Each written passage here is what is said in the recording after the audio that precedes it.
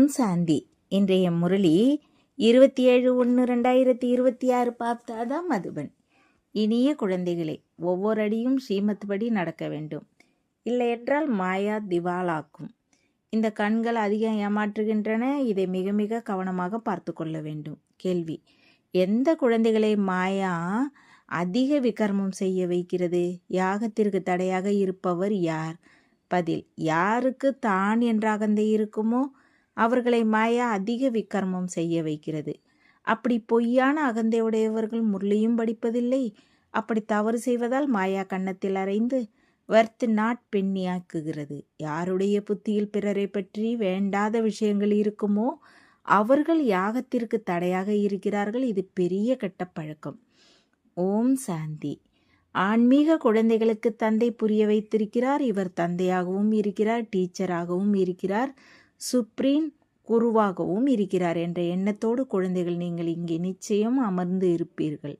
மேலும் தந்தையை நினைவு செய்து செய்து பவித்திரமாகி பவித்திர தாமத்திற்கு போவோம் என்பதையும் உணர்கிறீர்கள். பவித்திர தாமத்தில் இருந்தே நீங்கள் கீழே இறங்கியிருக்கிறீர்கள் என்பதை தந்தை புரிய வைத்திருக்கிறார். முதலில் நீங்கள் சதோ பிரதானமாக இருந்தீர்கள், பிறகு சதோ ரஜோ தமோவில் வந்தீர்கள். இப்போது நாம் கீழே விழுந்திருக்கிறோம் என்பதை நீங்கள் உணர்கிறீர்கள்.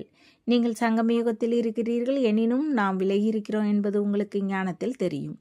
பிறகு நாம் சிவபாபாவின் நினைவில் இருந்தால் சிவாலயம் தொலைவில் இல்லை.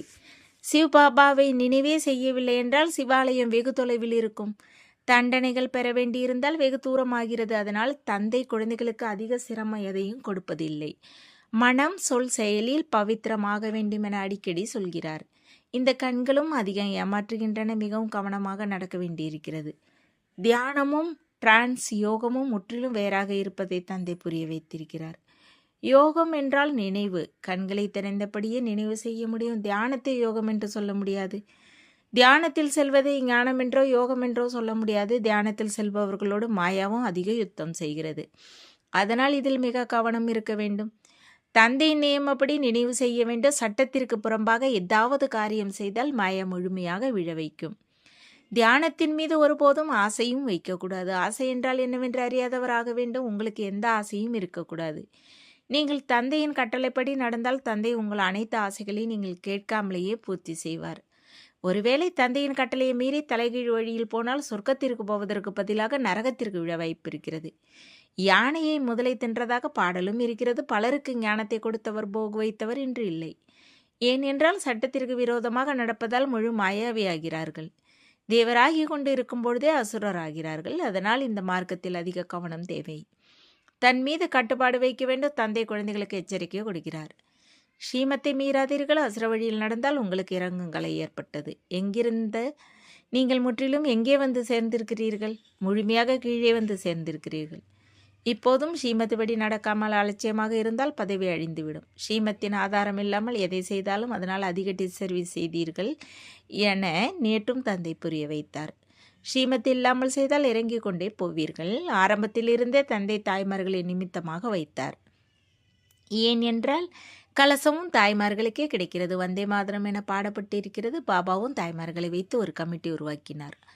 அவர்களிடம் அனைத்தையும் ஒப்படைத்தார். பெண் குழந்தைகள் நம்பிக்கைக்கு பாத்திரமாக இருக்கின்றார்கள். ஆண்களே எப்போதும் திவாலாகிறார்கள். அதனால் தந்தையும் கலசத்தை தாய்மார்கள் மீது வைக்கிறார். இந்த ஞான மார்க்கத்தில் தாய்மார்களும் திவாலாக முடியும். கோடி மடங்கு பாக்கியசாலியாக யாராகக்கூடியவரோ அவரும் மாயாவிடம் தோல்வியடைந்து திவாலாக முடியும். இதில் ஆண் பெண் இருவரும் திவாலாக முடியும். அங்கே ஆண்கள் மட்டும் திவாலாகிறார்கள். எத்தனை பேர் தோல்வியடைந்து சென்றார்கள் என்பதை இங்கே பாருங்கள். அவர்கள் திவாலானவர்கள் தானே. பாரதவாசிகள் முழுமையாக திவாலானார்கள் என்பதை தந்தை அமர்ந்து புரிய வைக்கிறார். மாயா எவ்வளவு சக்திசாலியாக இருக்கிறதே. நாம் என்னவாக இருந்தோம், எங்கிருந்து நாம் முற்றிலும் கீழே வந்து விழுந்திருக்கிறோம் என்பதை புரிந்து கொள்ள முடியவில்லை. இங்கும் மேலே உயர்ந்து கொண்டே இருக்கும் போதே ஸ்ரீமத்தை மறந்து தன் வழியில் நடந்தால் திவால் ஆவார்கள். பிறகு அவர்களுக்கு என்ன நிலை ஏற்படும் என்பதை சொல்லுங்கள். அவர்கள் திவாலானால் 5-7 வருடங்களுக்கு பிறகு எழுந்து நிற்பார்கள். இங்கே 84 பிறவிகளுக்கு திவாலாகிறார்கள். பிறகு உயர்ந்த பதவி பெற முடியாது. திவாலாகி கொண்டே இருப்பார்கள். பலரை தூக்கிவிட்ட எத்தனை மகாரதிகள் இன்று இல்லை. திவாலாகி இருக்கிறார்கள். இங்கே உயர்ந்த பதவி அதிகம் இருக்கிறது. எனினும் கவனமாக இருக்கவில்லை என்றால் மேலிலிருந்து முற்றிலும் கீழே விழுவார்கள். மாயா விழுங்கிவிடும். குழந்தைகள் மிக கவனமாக இருக்க வேண்டும். சொந்த வழியில் கமிட்டி போன்றவற்றை உருவாக்குவதால் எந்த பயனும் இல்லை. தந்தையிடம் புத்தி யோகத்தை வையுங்கள், அதன் மூலமே சதப்பிரதானமாக வேண்டும். தந்தையினுடையவராகி பிறகு தந்தையோடு யோகம் வைக்கவில்லை என்றால் ஸ்ரீமத்திற்கு விரோதமாக நடந்தால் முழுமையாக விழுவீர்கள். கனெக்ஷனே கட்டாகும், இணைப்பு முறியும். இணைப்பு முறிந்தால் மாயா நமக்கு ஏன் இவ்வளவு தொல்லை கொடுக்கிறது என்பதை சோதிக்க வேண்டும்.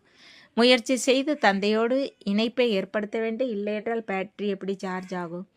விகர்மம் செய்தால் பேட்டரி சார்ஜ் ஆகும். மேலே உயரும் போதே விழுகிறார்கள். அப்படி பலர் இருப்பது உங்களுக்கு தெரியும்.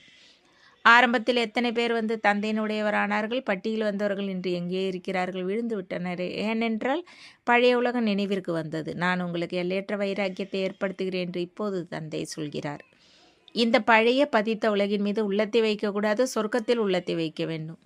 அதற்கு முயற்சி தேவை. இந்த லட்சுமி நாராயணராக மாற வேண்டும் என விரும்பினால் அதற்கு முயற்சி செய்ய வேண்டும். புத்தியோகம் ஒரு தந்தையோடு இருக்க வேண்டும். பழைய உலகின் மீது வைராக்கியம் வர வேண்டும். நல்லது. பழைய உலகை மறக்க வேண்டும், அதுவும் சரிதான். பிறகு எதை நினைவு செய்வது? சாந்தி தாமத்தை, சுகதாமத்தை நினைக்க வேண்டும்.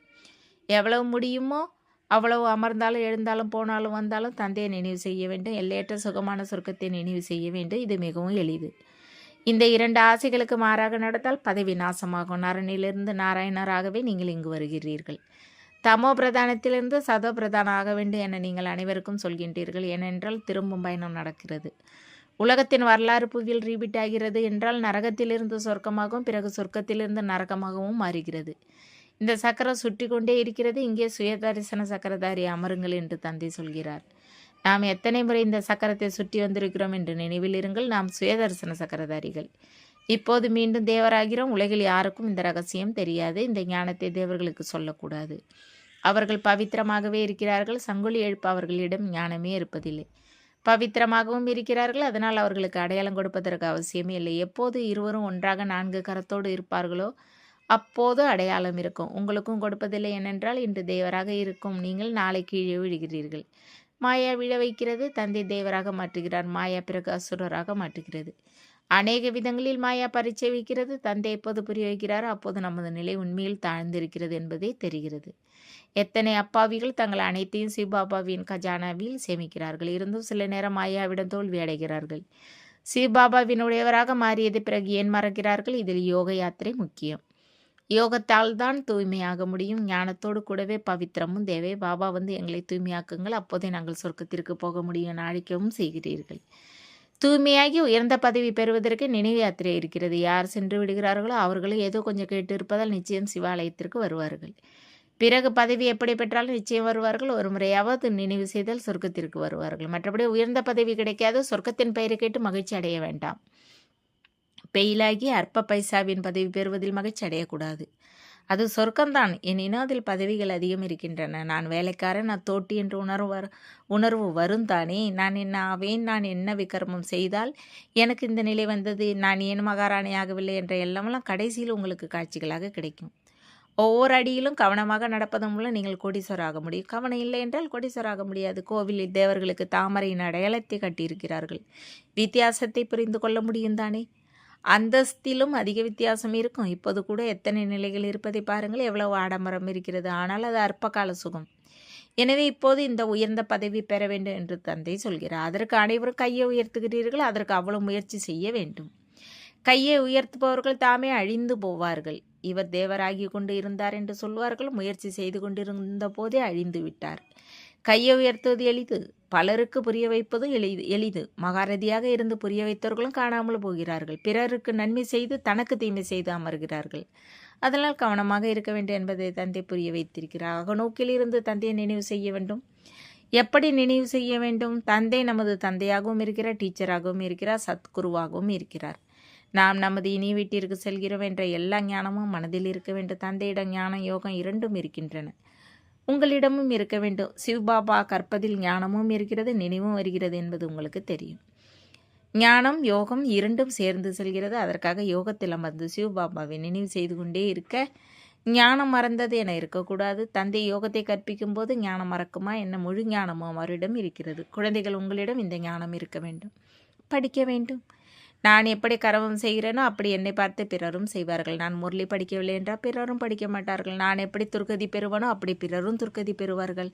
அப்போது பிறரை விழவைக்க நான் நிமித்தமாகிறேன். பல குழந்தைகள் முரளி படிப்பதிலே பொய்யான அகந்தை வருகிறது. மாயாவுடனே சண்டை போடுகிறது. ஒவ்வொரு அடியிலும் ஸ்ரீமத்து பெற வேண்டும். இல்லை என்றால் ஏதாவது விக்கர்மம் ஏற்படும். பல குழந்தைகள் தவறு செய்கிறார்கள். பிறகு சந்நியாசமாகிறார்கள். பிறகு சத்தியநாசமாகிறது. தவறு செய்தால் மாயா அறை விட்டு வேர்த்து நாட்டு பெண்ணியாக மாற்றுகிறது. இதில் அதிக அறிவு தேவை. அகங்காரம் வரும்போது மாயா அதிக கெட்ட செயல்களை செய்ய வைக்கிறது. ஏதாவது கமிட்டி போன்றவற்றை உருவாக்கும் போது அதில் தலைவராக ஒரு இரு பெண்கள் நிச்சயம் இருக்க வேண்டும். அவர்களின் ஆலோசனைப்படி காரியங்கள் நடக்க வேண்டும். கலசம் லட்சுமியின் மீது வைக்கப்படுகிறது. அமிர்தத்தை கொடுத்த போது அசுரரும் அமர்ந்து குடித்தனர் என்ற பாடலும் இருக்கிறது. பிறகு எங்கேயாவது யாகத்தில் தடையை ஏற்படுத்துகிறார்கள். தடை ஏற்படுத்தியவர்கள் அநேக விதங்களில் இருக்கிறார்கள். முழு நாளும் புத்தியில் ஏதாவது வீண் விஷயங்களே இருக்கின்றன. இது மிகவும் கெட்டது. எந்த விஷயமாக இருந்தாலும் தந்தைக்கு ரிப்போர்ட் செய்யுங்கள். திருத்துபவர் ஒரு தந்தை மட்டுமே. நீங்கள் சட்டத்தை உங்கள் கையில் எடுக்காதீர்கள். நீங்கள் தந்தையின் நினைவில் இருங்கள். அனைவருக்கும் தந்தையின் அறிமுகத்தை கொடுங்கள். அப்போது நீங்கள் இப்படி ஆக முடியும். மாயா மிக கடுமையாக இருக்கிறது. யாரையும் விடுவதில்லை. எப்போதும் தந்தைக்கு செய்தி எழுத வேண்டும். அறிவுரை பெற்றுக்கொண்டே இருக்க வேண்டும். சொல்லப்போனால் ஒவ்வொரு டைரக்ஷனும் கிடைத்து கொண்டே இருக்கிறது. பாபா தானாகவே இந்த விஷயத்தை புரிய வைத்து விட்டார். எனவே மனதை அறிந்தவர் என குழந்தைகள் நினைக்கிறார்கள். அப்படி இல்லை. நான் ஞானத்தை கற்பிக்கிறேன் என்று தந்தை சொல்கிறார். மனதை அறியும் விஷயமே கிடையாது. நீங்கள் எல்லோரும் என்னுடைய குழந்தைகள் என்பது தெரியும். ஒவ்வொருவருக்குள்ளும் இருக்கும் ஆத்மா எனது குழந்தை. மற்றபடி தந்தை அனைவருக்குள்ளும் இருப்பது கிடையாது. மனிதர்கள் தலைகீழாக புரிந்து கொள்கிறார்கள். அனைவரின் ஆசனத்தில் ஆத்மா இருப்பது எனக்கு தெரியும் என்று தந்தை சொல்கிறார். இது எவ்வளவு எளிய விஷயம் இருந்தும் இதை மறந்து பரமாத்மா சர்வ வியாபி என்று சொல்கிறார்கள். இது பெரிய தவறு. இந்த காரணத்தால் இவ்வளவு கீழே விழுந்தார்கள். உலகின் எஜமானர்களாக மாற்றுபவரை நீங்கள் நிந்தனை செய்கிறீர்கள். அதனால் அதர்மம்